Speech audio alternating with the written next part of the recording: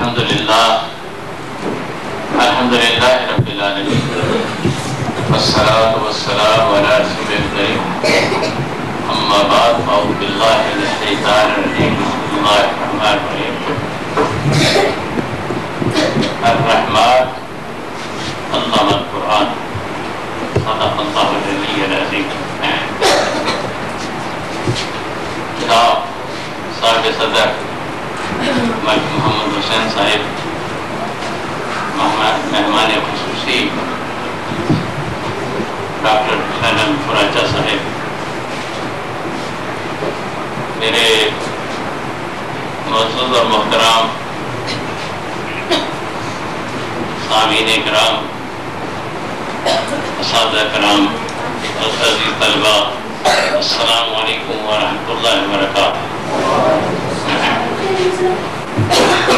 اس وقت مہمانوں کا شکریہ ادا کرنا اور انہیں خوش آمدید کہنا میرا فرض ہے، خاص طور پہ اس محفل میں یہاں کے اہل علم، جیسے میں نے ذکر کیا ہے عمر فاروق صاحب جو اس وقت جعفر میموریل اسکول کے ہیڈ ماسٹر ہیں، بشیر انصاری صاحب یہاں کاغذ کالج میں پرنسپل رہے ہیں، اور ملک فتح محمد صاحب جو شاہپور کالج میں پروفیسر رہے ہیں، اسی طرح سے چودھری محمد یعقوب صاحب فیصل آباد سے تشریف لائے ہیں، ان کے صاحبزادے میاں طیب صاحب ناروے میں اسلامی مرکز چلا رہے ہیں، اس طرح سے اور بھی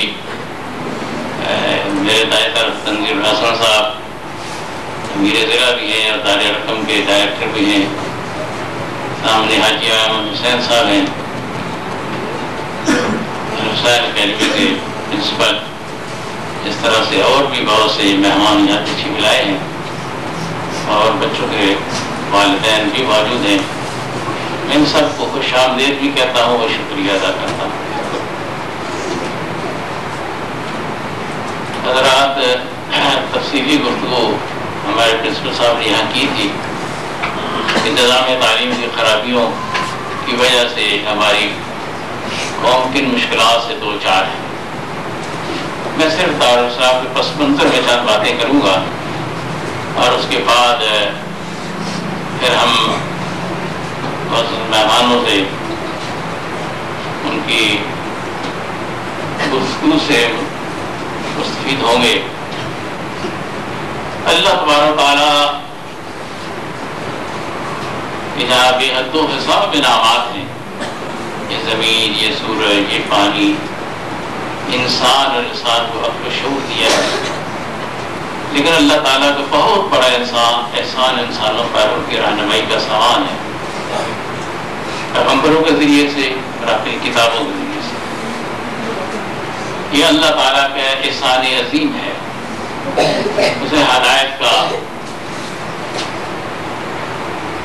انتظام کیا ہے، رہنمائی کے انتظام، انسان کو چلنے اور پھرنے کی یہاں قوتیں دی ہیں، لیکن کس طرح جائے، اس کی منزل کیا ہو، اسے کیا کرنا چاہیے، کس لیے کرنا چاہیے۔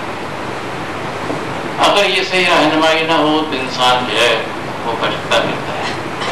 اللہ تبارک و تعالیٰ نے نبی اکرم صلی اللہ علیہ وسلم کو ہادی بنا کر اور قرآن مجید کو ذریعہ ہدایت بنایا، اس طرح سے انسانوں کی رہنمائی کا سامان ہدی للناس کا، سب لوگوں کی ہدایت کی۔ یہ الگ بات ہے کہ جسے مانتے ہیں پھر ہدایت حاصل کرتے ہیں، انہیں کو ہدایت نصیب ہوتی ہے۔ پھر اللہ تعالیٰ نے ہدی للمتقین کہا۔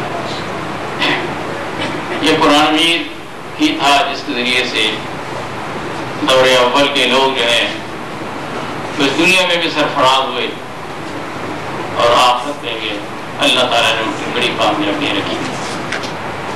ہم اس سے غافل ہوئے، امت مسلمہ کا تعلق قرآن سے ٹوٹ گیا، اور قرآن مجید کو اگر پڑھا بھی ہے تو محض تلاوت کے لیے ثواب کے طور پر بغیر سوچے سمجھے. عجیب معاملہ ہے کہ ہم کسی کتاب کو بغیر سوچے سمجھے نہیں پڑھتے ہیں، لیکن اللہ کی کتاب کو بغیر سوچے سمجھے پڑھتے ہیں اور اسے کافی سمجھتے ہیں. ضرورت اس بات کی تھی اور ہے کہ پاکستان کا کوئی مسلمان پڑھا لکھا شمار ہی نہ ہو جب تک کہ وہ قرآن مجید کو نہ سمجھتا. اس کے اندر مہارت پیدا کرنا اور اس کے اندر گہرائی میں اترنا، اگرچہ کچھ لوگوں کا تخصص ہی ہے، ہوتا ہے، ہونا چاہیے، لیکن کم از کم ہر مسلمان کیا اللہ کا کلام اسے مخاطب ہے کیا کہتا ہے. بلکہ یہاں تک کہتا ہوں کہ پرعزم قوم ہو جو ہر کام کر سکتی ہے جس کا وہ ارادہ کر لیں، تو اس قوم کے لیے بعید نہیں ہے کہ تراویح میں قرآن میں پڑھا جا رہا ہو اور پیچھے لوگ جو ہے وہ سنتے ہوں اور سمجھتے. سنتے تو بھی سمجھتے کہ اللہ کا کلام کیا کہتا ہے، اور کاش کے سنانے والے بھی سمجھتے. اس پر توجہ دینے کی، محنت کرنے کی ضرورت ہے. اللہ تبارک و تعالیٰ نے ہمارے لیے اسباب پیدا کیے. اللہ تعالیٰ نے اس قوم پہ احسان کیا ہے ہندو پاک پہ. پچھلی صدی کے آغاز میں اللہ تعالیٰ نے ایک طرف علامہ اقبال رحمۃ اللہ علیہ اس قوم کو جوڑنے اور اس کی رہنمائی کے لیے اس قوم میں پیدا کیا، اور دوسری طرف سید مودودی رحمۃ اللہ علیہ، اور تیسرے چودھری نیاز علی مرحوم جو ہے ان کے دل میں یہ بات جاگ دی. سن 1935 کی بات ہے جب وہ ریٹائر ہوئے، محکمہ انہار میں ایس ڈی او تھے. اب اندازہ لگایا کہ سن 1935 میں وہ ایس ڈی او ریٹائر ہوئے ہیں، اور انہوں نے ارادہ کر لیا کہ قرآن کی تعلیم کے ذریعے سے اس قوم کو اٹھانے کے کام کا آغاز کرنا ہے. مختلف لوگوں کو خطوط لکھے، علماء کو خطوط لکھے. ایک خط انہوں نے مولانا مودودی رحمۃ اللہ علیہ کو بھی لکھا. اس کے جواب میں مولانا مودودی رحمۃ اللہ علیہ نے اپنے ہاں جو ایک اسکیم سوچی ہوئی تھی، اس کے لیے جگہ بھی لی ہوئی تھی، اپنے ہاں کو اکیڈمی بنانا چاہتے تھے، کیونکہ وہ سمجھتے تھے کہ بڑے کام کے لیے بڑے لوگ تیار کیے بغیر بڑا کام ہوتا نہیں.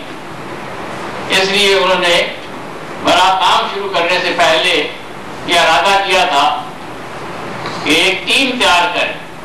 ایک طرف ترجمان القرآن کے ذریعے سے وہ عام دعوت دے رہے تھے، اور دوسری طرف وہ چاہتے تھے کہ منتہی طلباء جو فارغ ہو گئے ہیں دینی مدارس سے کہہ لیں اور دوسرے یونیورسٹیوں کے، ان کو کچھ عرصہ اپنے پاس رکھا جائے، ان کی تربیت کی جائے، وہ ایک دوسرے کو بھی جدید و قدیم پڑھائیں. اس طرح سے ایک بڑی ٹیم تیار کر کے ان کے ذریعے سے دین کی اشاعت کا اور دین کے احیاء کا کام کیا. کیونکہ پیش نظر مقصد تھا. یہی بات انہوں نے لکھ بھیجی چودھری نیاز علی کے خط کے جواب میں. ایک اس طرح کا ادارہ، انہوں نے کہا کہ یہ پہلے سے خانقاہ کا نام دیا جاتا تھا، اور صوفیہ نے اس کے ذریعے سے بڑے کام کے لوگ تیار کیے.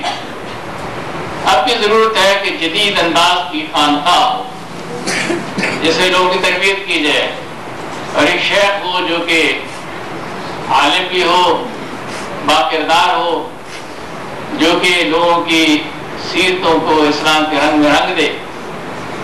ایسا ادارہ. چنانچہ جب انہوں نے چودھری نیاز علی مرحوم کو جو سو جمال پور پٹھانکوٹ کے نزدیک ضلع گرداسپور میں رہتے تھے، گاؤں کے مالک تھے، انہوں نے اس کا کام شروع کر دیا. جگہ مختص کی، مسجد بنائی، کمرے بنائے، اور مولانا مودودی رحمۃ اللہ علیہ سے رابطہ و خطابت کی. وہ پوری تفصیل موجود ہے، ضرورت ہے پڑھنے کی کہ لوگ پڑھیں. نہ صرف دارالاسلام بلکہ امت مسلمہ کے اس حالات کیا تھے اور اہل فکر کیسے کیا سوچتے تھے، انہوں نے کیا سوچا. یہ بات چودھری نیاز علی مرحوم نے علامہ اقبال رحمۃ اللہ علیہ کو بتائی. علامہ اقبال رحمۃ اللہ علیہ کے ساتھ چودھری نیاز علی صاحب کے مراسم تھے، آنا جانا تھا. اپنی اسکیم کے حوالے سے بھی ان سے مشورہ کرتے رہتے تھے، انہوں نے بھی تائید کی تھی۔ اور دارالاسلام کے حوالے سے علامہ اقبال کا ابو خط جو انہوں نے جامعہ ازہر کے شیخ کو، جامعہ ازہر کے وائس چانسلر کو لکھا کہ ہمیں ایک استاد جو ہے، ایک شیخ جو ہے جو عربی میں مہارت رکھتا ہو اور جدید علوم بھی جانتا ہو، وہ اگر ہمیں بھیج دیں تو یہ دارالاسلام جو ہمیں دیہات میں بہت سے بنا رہے ہیں، یہاں پہ ہم انہی منتھی طلباء کو رکھیں گے۔ اس طرح سے انہوں نے خط لکھا اور یہ توقع ظاہر کی، ہم توقع کرتے ہیں کہ یہاں سے جو لوگ لکھیں گے ان کے اثرات یورپ تک ہوں گے۔ علامہ اقبال اور چودھری نیاز علی مرحوم کی جو گفتگو ہوتی تھی، چودھری